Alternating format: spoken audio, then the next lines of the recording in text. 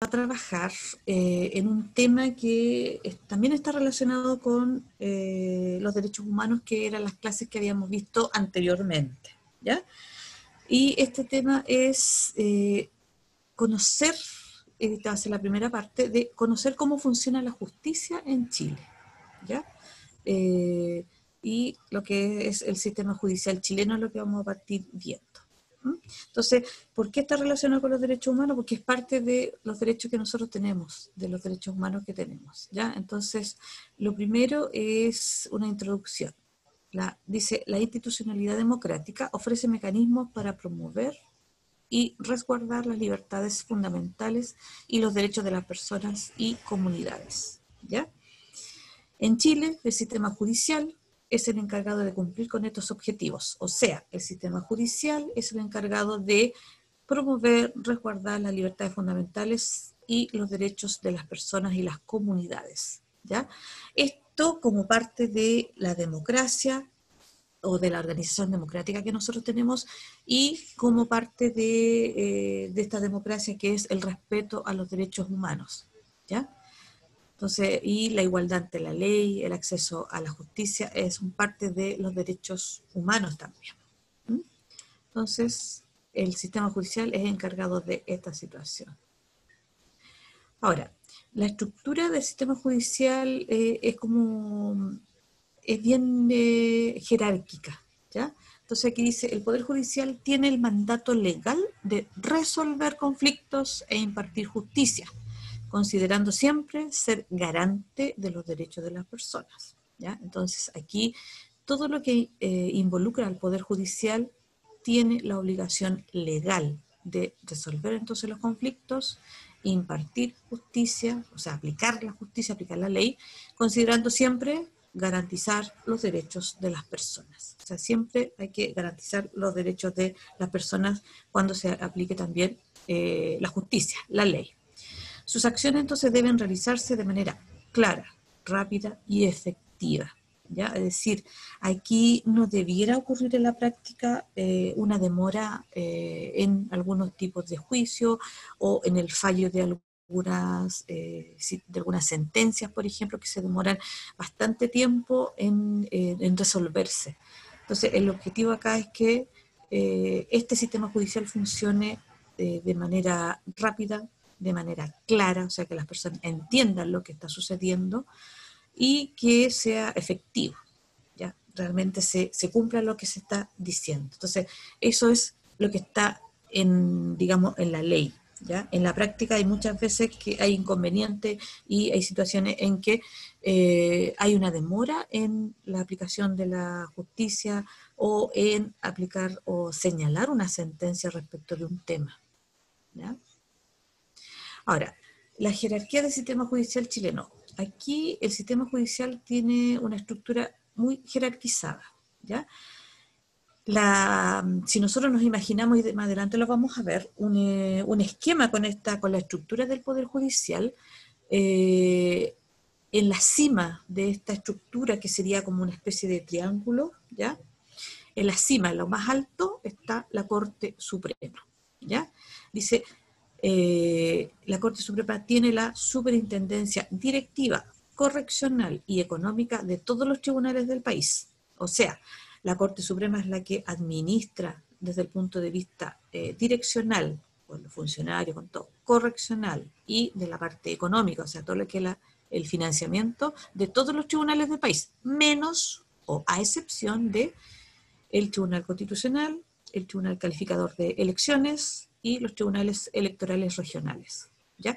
Esos tribunales están fuera de la administración de la Corte Suprema, ¿ya? Entonces, ¿por qué? Tienen que ser autónomos. El Tribunal Constitucional es un tribunal autónomo que fiscaliza o controla a los poderes del Estado, ¿ya? Es el Tribunal Constitucional y ve si alguna situación, alguna ley es constitucional o no, respeta o no la Constitución. Y los otros dos tribunales tienen que ver con elecciones. El Tribunal Calificador de Elecciones y los tribunales electorales regionales. Tienen que ver con elecciones que se realizan de distinto tipo, ya sea presidenciales, parlamentarias, para alcaldes, concejales, cores, después va a haber de intendentes, etc.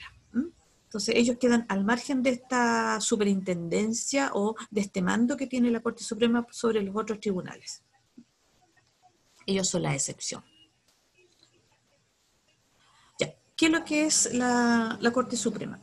Tal como su nombre lo indica, la palabra suprema nos está diciendo algo. Es el máximo tribunal de justicia en Chile, que administra el sistema judicial. Ya vimos nosotros desde el punto de vista administrativo, económico, etc. Puede funcionar en pleno. Cuando se dice la Corte Suprema funciona en pleno, ¿ya? O sea, todos. Son 21 integrantes de la Corte Suprema, ya 21 jueces, o ministros se les llama también, ministros de la Corte Suprema. O dividida en 4 salas, las salas en lo civil, la sala penal y la sala constitucional y laboral. Pueden funcionar entonces de las dos formas, en pleno, o sea, todos los ministros, o divididos en 4 salas que tienen temas puntuales que tratar. Por eso se les divide en civil, penal, constitucional y laboral.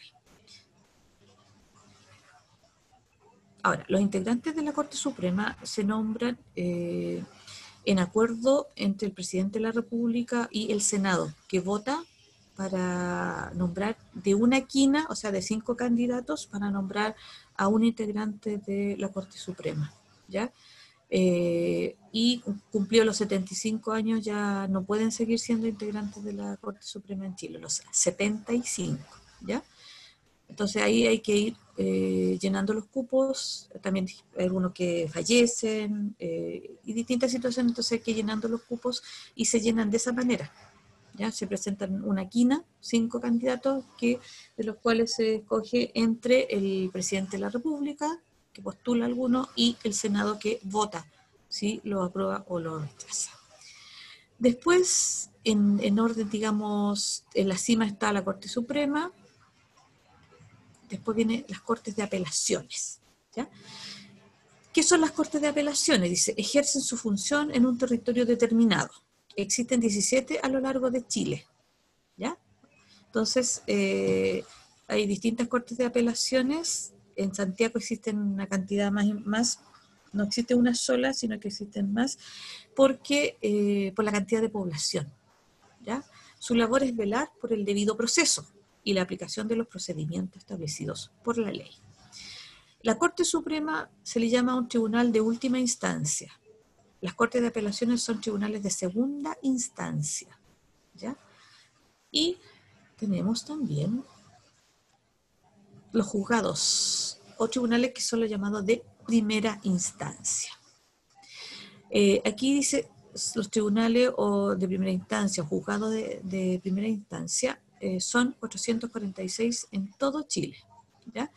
Y su función es administrar justicia en distintas materias establecidas por la Corte de Apelaciones. Existen 7 tipos de juzgados. Están los juzgados civiles, los juzgados de letra del trabajo, el juzgado de familia, juzgados de garantía, los juzgados de letras de competencia común, los tribunales de juicio oral en lo penal, los juzgados del crimen, ¿ya? Y ellos ven algunas situaciones que, por ejemplo, nosotros podríamos mencionar ejemplos en el caso de los juzgados de familia. Los juzgados de familia son especializados en la resolución de conflictos familiares. Por ejemplo, ¿qué materias? Materias como la adopción, ¿ya? Los alimentos, acuérdense que hay pensión también de alimentos, autorización de salida de niños y adolescentes fuera del país, ya cuando hay algún conflicto y los papás, recuerden que un menor de edad no puede salir fuera del país sin la autorización de ambos progenitores, ¿ya? Y a veces uno está de acuerdo, otro no, entonces los conflictos van a los tribunales de familia. También ven temas como los acuerdos de unión civil. Acuérdense que en Chile está aprobado el acuerdo de unión civil. La tuición de los hijos, ¿ya? El divorcio, temas como la violencia intrafamiliar, la determinación de paternidad o maternidad. También son temas que ve los juzgados de familia, que como dije son especializados en la resolución de conflictos familiares. Y algunos de los temas yo se los mencioné. Por ejemplo, los juzgados civiles. Los juzgados civiles, en este caso, ven temas, dice, especializados en resolver conflictos entre las personas. Ejemplos, ¿qué conflictos? Problemas de arrendamiento de alguna propiedad, compra y venta de bienes, indemnización por perjuicios, expropiación, incumplimiento de contratos, cobro de cheques, letras y pagarés, juicios ejecutivos, juicios hipotecarios, acciones sobre actividad minera. Es decir, resuelve conflictos entre personas de distinto tipo, ¿ya? Entonces ahí mencioné algunos. Ahí voy a mencionar el último, un ejemplo de los juzgados de letras de trabajo, ¿ya? En este caso ven temas laborales, conflictos laborales. Por ejemplo, controversias entre empleados y empleadores, ¿ya? Aplicación de normas de previsión o seguridad social. Controversia en la aplicación de normas sobre organización sindical. Cobranza de cotizaciones previsionales, cuando en algunos casos las cotizaciones son declaradas, por ejemplo, y no son pagadas, ¿ya? Las empresas las declaran y no las pagan, que son las cotizaciones que van, en este caso previsionales, que van a una AFP, ¿ya? Entonces ahí hay unos ejemplos de temas que tratan algunos juzgados, ¿ya? Son de distintas materias, ¿ya? Aquí tenemos el esquema para que ustedes, lo que yo decía antes, que en la cima está la Corte Suprema, después vienen las Cortes de Apelaciones y después están los tribunales o juzgados de primera instancia. Cuando uno tiene un problema,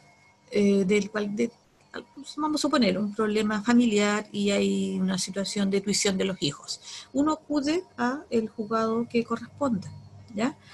Si uno no está conforme con la resolución, puede apelar y ahí va a un tribunal de segunda instancia que es una corte de apelaciones, ¿ya? Porque uno apela a la sentencia o la sanción o lo que determinó el juzgado en primera instancia. Entonces las cortes de apelaciones son de segunda instancia.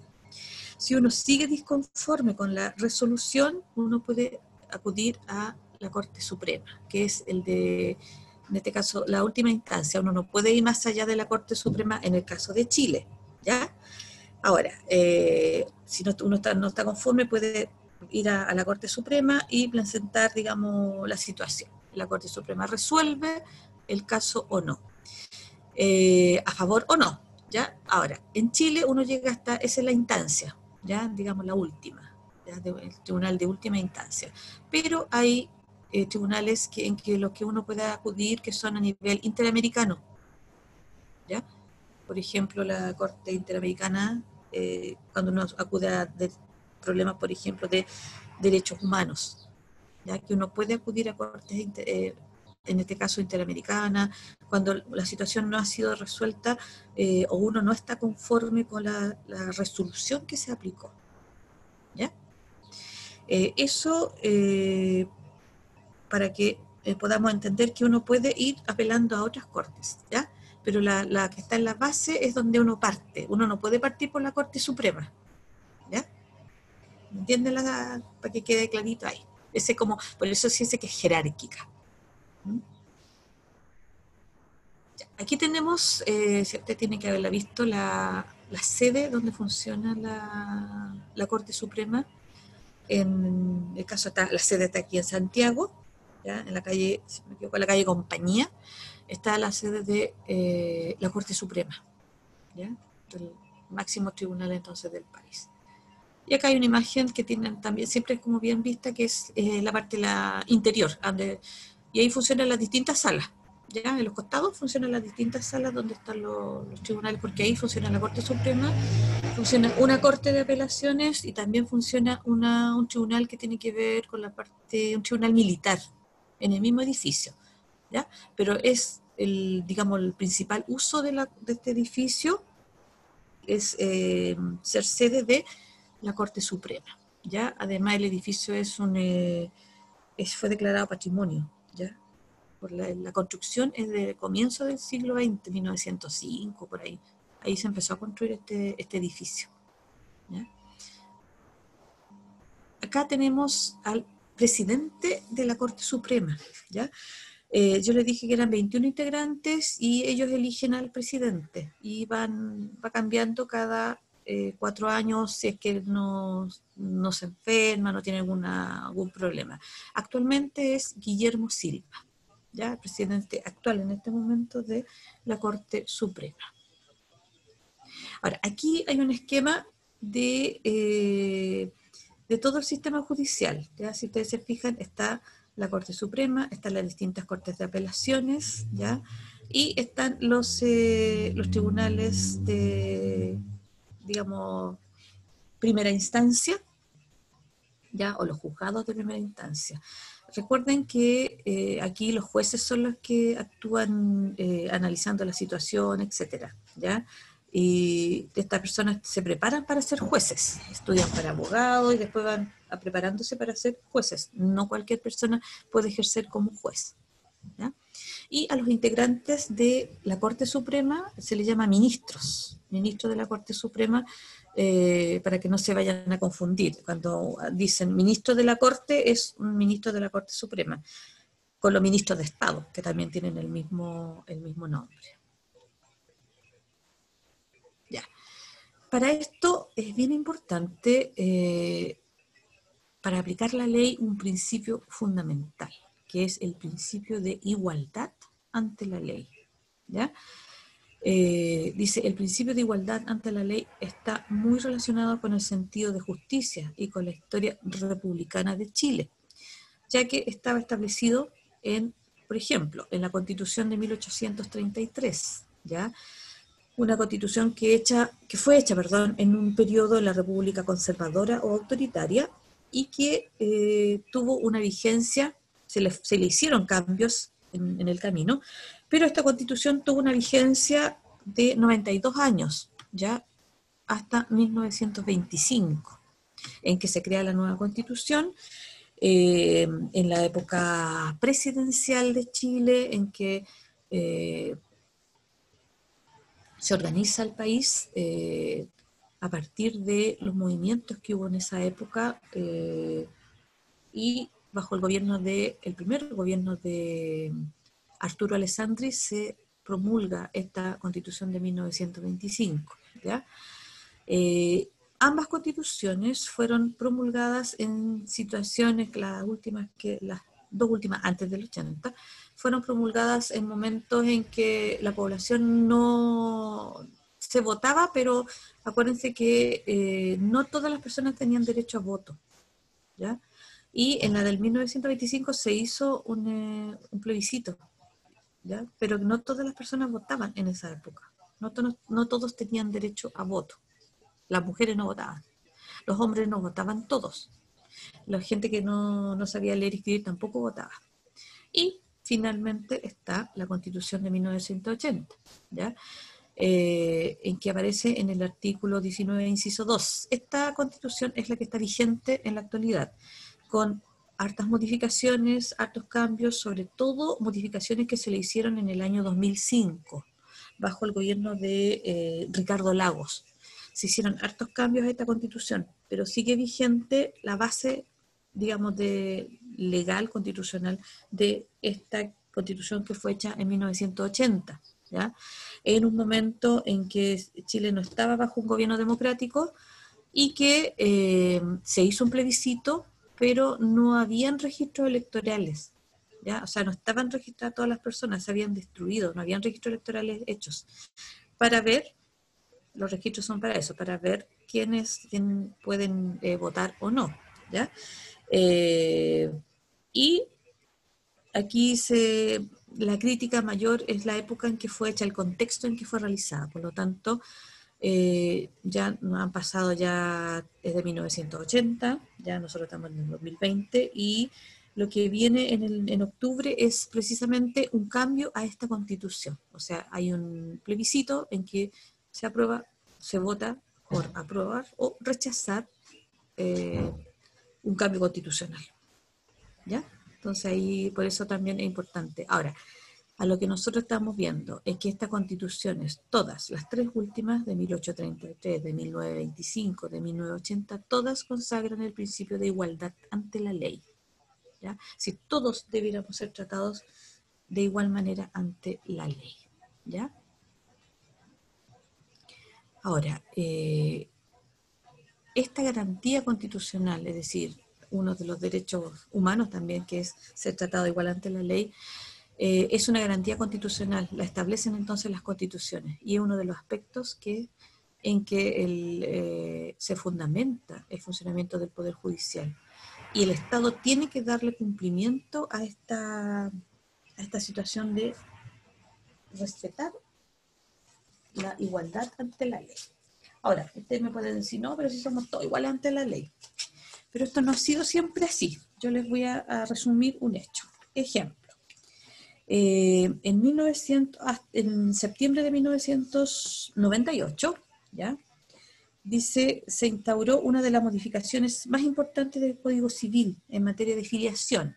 La filiación tiene que ver con la situación de los hijos ante la ley, ¿ya? Y dice, luego de 5 años de discusión, el Congreso aprobó una ley que les otorgaba el trato igualitario a todos los hijos nacidos en Chile.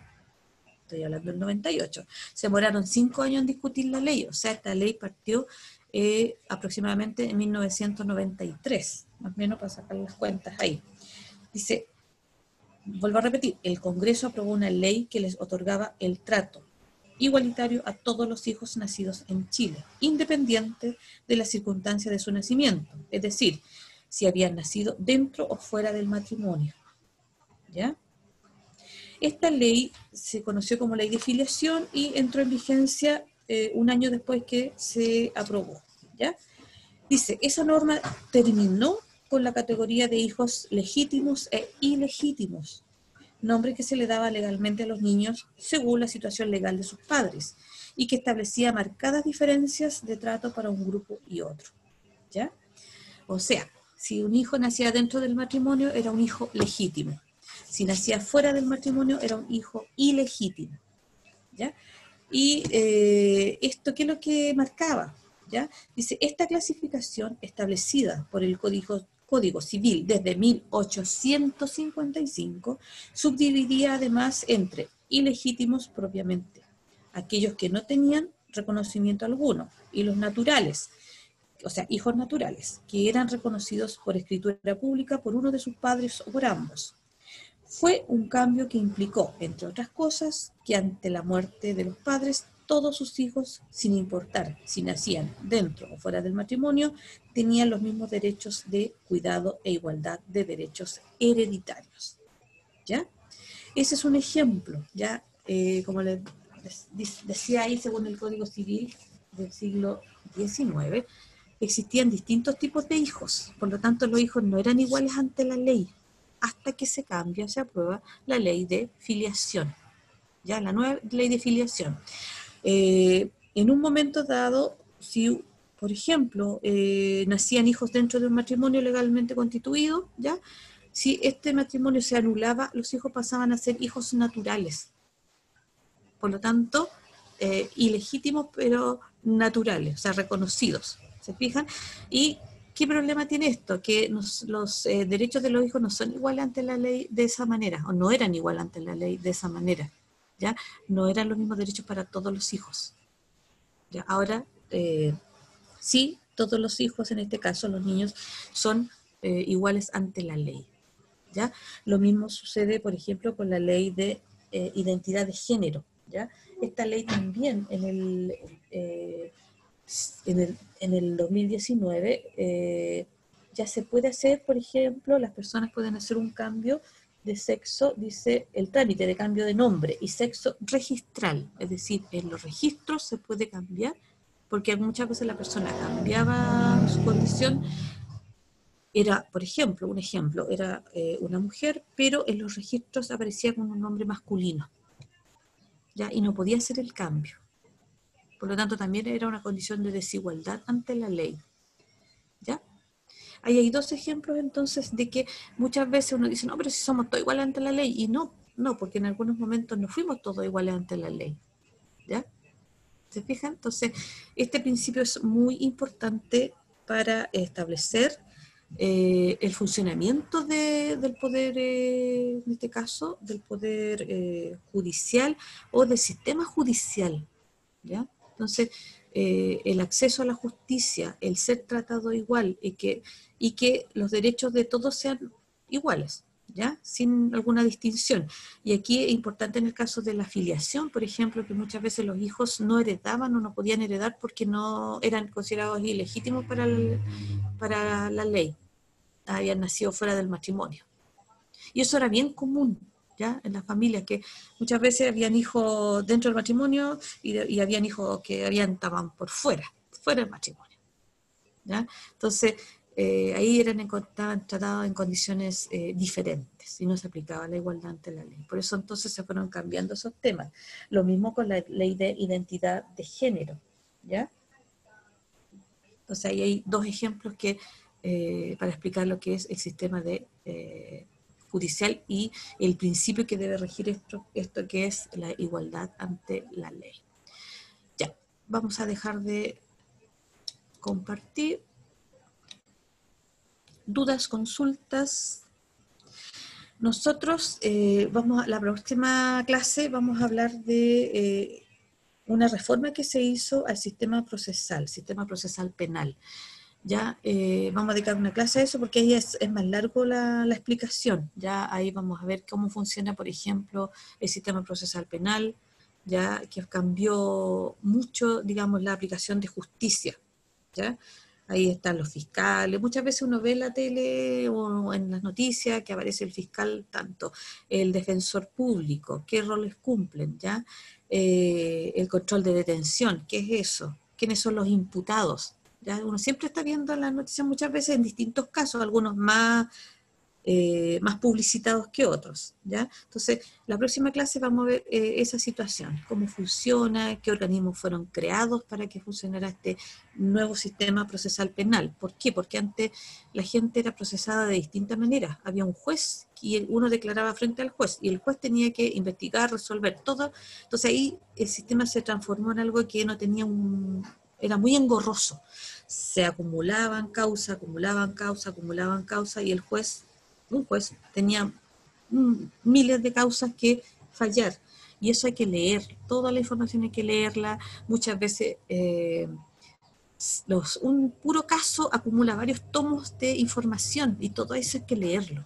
Entonces, todo ese sistema se transformó en algo inoperable. Entonces, ahí se hizo toda la reforma procesal penal que se fue aplicando en Chile, primero en algunas regiones, para llegar finalmente a la región metropolitana, que es la que tiene más habitantes y por lo tanto mayores situaciones de conflictos con la justicia, ¿ya?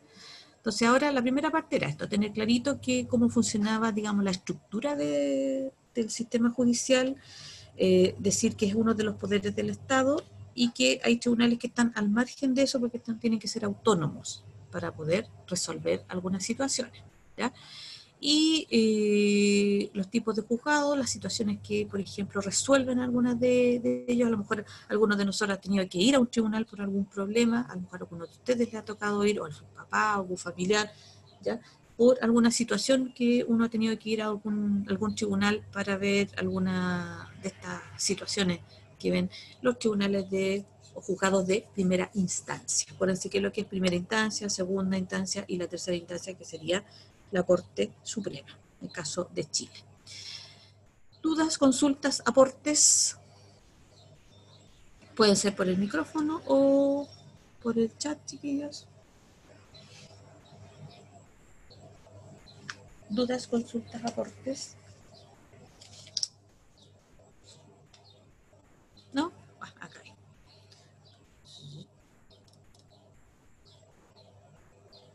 Ya. Algo más que me quedaba en el tintero. Recuerden los que tienen cosas pendientes, trabajos. La próxima semana, yo voy a esperar porque esta semana tienen pruebas, ya por lo que viene el calendario tienen varias pruebas. Yo la próxima semana voy a subir nuevamente algunas pruebas, ya, que algunos no han podido rendir.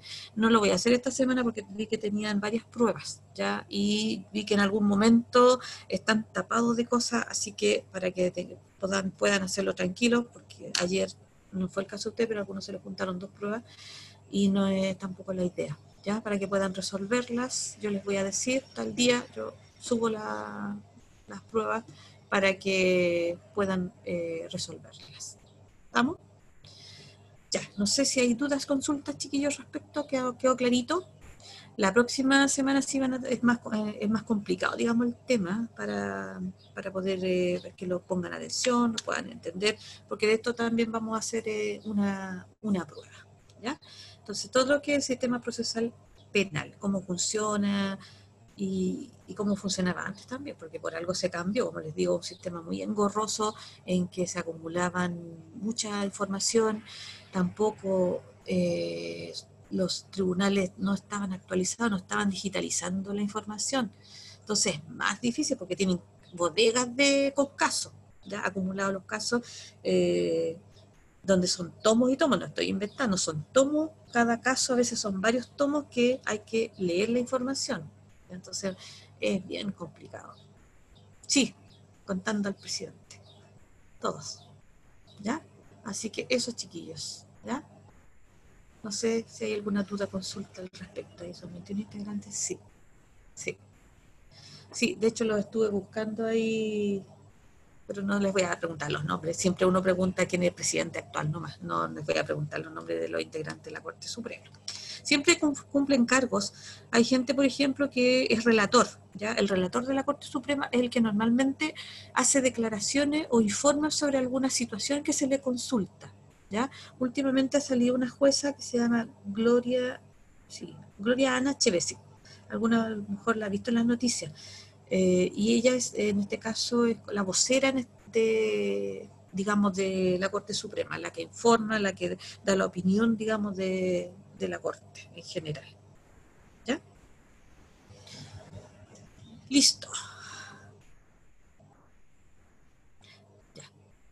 Estaríamos terminando entonces, chiquillos, con esto. ¿Sí? Ya. Profesor, estaríamos listos entonces. ¿Sí? Ya. Listo. Ya, chiquillos, ya que no hay más dudas y consultas, estaríamos terminando por hoy día. La otra clase va a ser con mucho más información, más datos, un poco más complicada, diría yo, para entender algunos casos, ¿ya? Así que a prepararse y a asistir a las clases, ¿ya? Gracias, chiquillos, que estén bien, ¿ya? Chao, chao, cuídense harto.